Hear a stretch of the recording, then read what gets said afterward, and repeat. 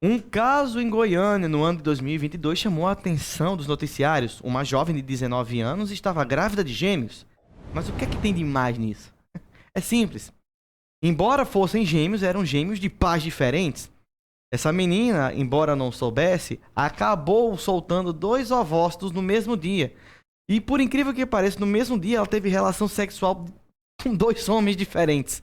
De manhã teve com um e à noite teve com outro. O que ela não contava é que o caso dela faz parte de um dos poucos relatados na história da medicina e conta com mais ou menos de 20 a 30 casos de mães de gêmeos com pais diferentes. Mas o que aconteceu para que isso ocorresse? É simples.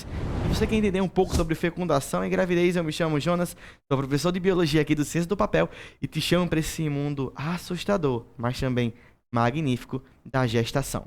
Vem!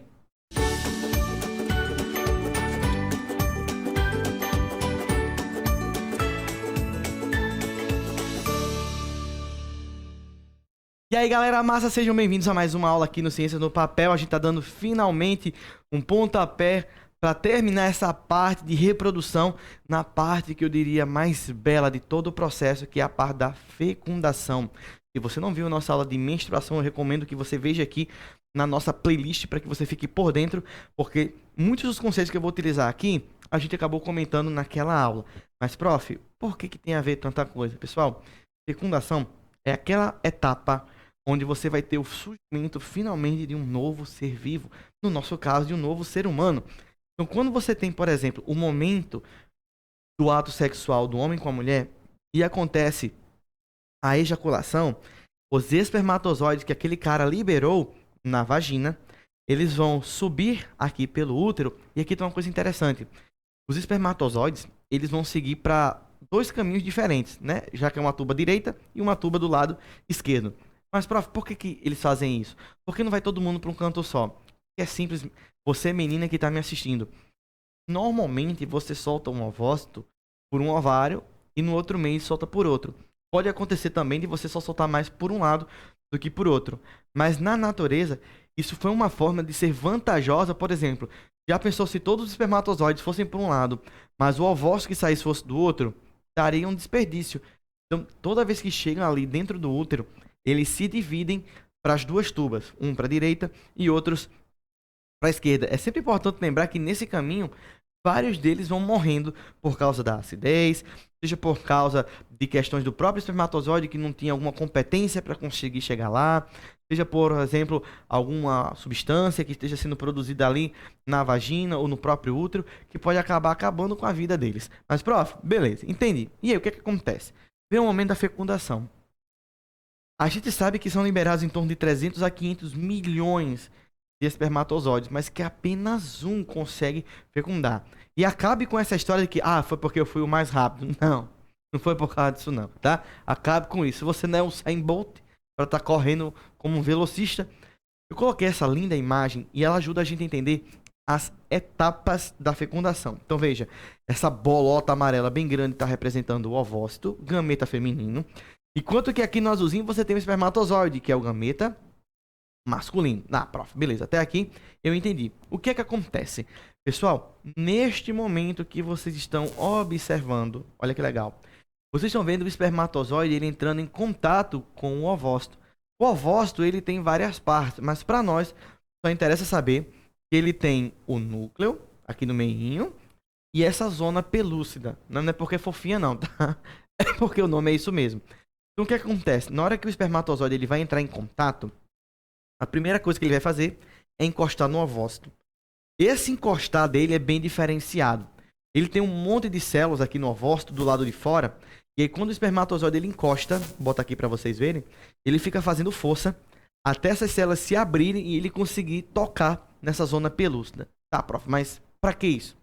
Quando ele encosta na zona pelúcida, ele vai soltar enzimas, é tipo umas substâncias que ajudam a quebrar a zona pelúcida. Então, olha aqui para minha numeração. Ó.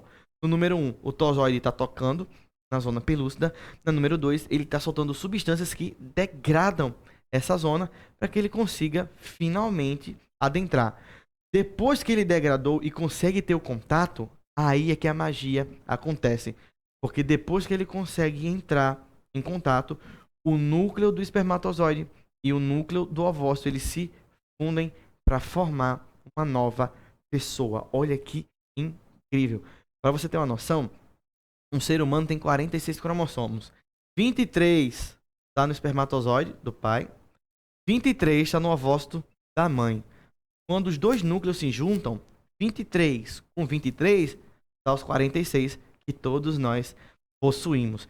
Tem uma animaçãozinha aqui bem bacana que vocês podem olhar. Aqui está aparecendo para vocês o espermatozoide ele fazendo força para conseguir adentrar no nosso querido ovócito. Prof, esse aqui conseguiu entrar, e aí? Depois que ele entra em contato, o núcleo dele se solta e se junta finalmente ao do ovócito. Agora, a pergunta que pode fazer é, prof, mas se tem vários espermatozoides, por que só um entra? Por que não entram vários? Porque o ovócito ele tem um sistema de defesa poderosíssimo. Na hora que o primeiro tozoide consegue entrar, você já imaginou, e outros cromossomos fossem adicionados? Veja, 23 com 23 dá 46, que é o nosso normal, o nosso padrão. Mas se outro espermatozoide entrasse, botaria mais 23, só aí dá 69.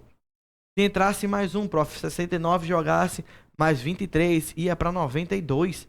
Ninguém quer isso. Ia acabar sendo não viável esse bebê. Nem conseguiria nascer. Então o que é que o ovócito faz? Na hora que o espermatozoide ele consegue penetrar, o ovócito ele cria uma muralha. Como se fosse assim, um cimentão por fora. E assim nenhum outro espermatozoide ele consegue penetrar essa barreira que ele cria. Isso é uma coisa incrível que a gente pode observar no nosso dia a dia de estudo da biologia. Agora, prof, beleza, entendi. O que é que vai acontecer depois que a fecundação rolou? A gente viu que a fecundação é uma etapa que ela obrigatoriamente acontece nas tubas. Então, cuidado com essa história de dizer que a fecundação aconteceu no útero, que aconteceu no ovário. Isso não existe. O que é que acontece? O ovário soltou o ovócito, o espermatozoide entrou pela tuba e eles dois se encontram aqui na tuba. Juntou. Beleza, prof. Depois que eles juntam, que acontece a fertilização ou fecundação, o que acontece? Essa nova célula, esse zigoto, que é o nome que a gente vai dar, começa a sofrer várias divisões. Vão aprender futuramente, né? Uma delas é uma tal de mitose, que você gera várias células iguais. Então, ele forma aqui o zigoto, aí forma 2 células, depois viram 4, depois viram 8, e vai multiplicando até dar origem ao embrião. Agora, sabe o que é legal, que eu acho bonito? É que quando o espermatozoide e o ovócito se fundem aqui na tuba, todo esse processo que vocês estão vendo vai acontecendo à medida que eles vão rolando aqui por dentro até chegar no útero. Prof, e depois, olha que lindo, gente. Tá aqui o ovócito, tá aqui o espermatozoide, ó, ele se encontrou, formou o zigoto. Esse zigoto vem rolando, ó, de novo e encaixa aqui no útero. Esse processo dele se encaixando no endométrio, naquela parte que cresceu, lembra durante o ciclo menstrual? Naquela parte que cresceu, é importantíssima. A gente chama isso de nidação, ou seja, a união do embrião com o útero, ou pelo menos com a parede uterina. Por que isso acontece, prof?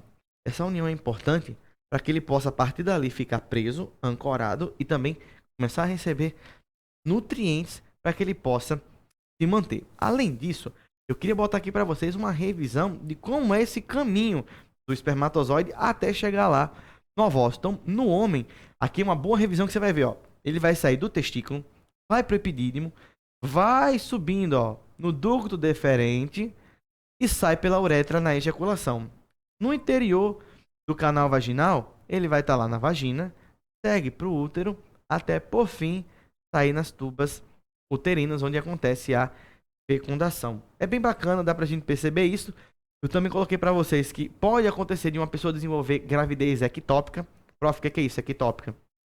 Uma gravidez onde o embrião ele se colou em um lugar diferente do que não o útero. Como é isso? Falei para vocês que quando ele se forma, o ideal é ele vir rolando aqui por dentro e grudar aqui no endométrio do útero. Isso é o padrão. Mas pode acontecer dele sem querer acabar ficando preso na tuba uterina e começar a crescer aqui. Prof, qual é o problema? Gente, é simples. A tuba não tem a mesma estrutura reforçada que o útero. O útero foi feito para realmente crescer, dilatar, ficar grandão. A tuba ela é muito fininha, ela não foi feita para isso.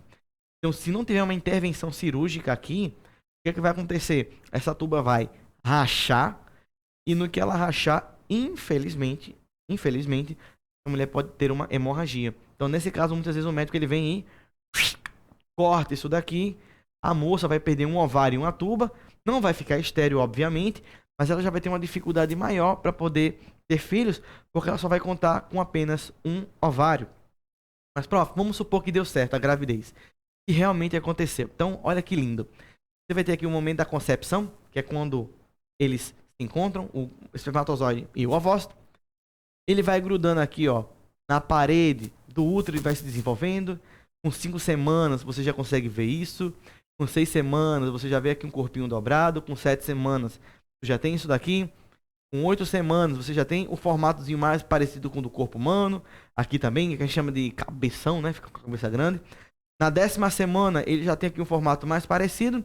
E quando você chega na 12ª semana, ali por volta do 3º mês, você basicamente já tem todo o desenhozinho do feto. Ele só vai agora crescer em tamanho. Aqui tem 2 coisas importantes para a gente entender. Na gravidez, atenção. Quando a mulher está grávida, ela vai produzir altos níveis de progesterona. E a gente aprendeu nas aulas de ciclo menstrual que a progesterona serve para fazer o quê, prof? Impedir a menstruação. Por quê? Porque se ela menstruar, o bebezinho vai junto.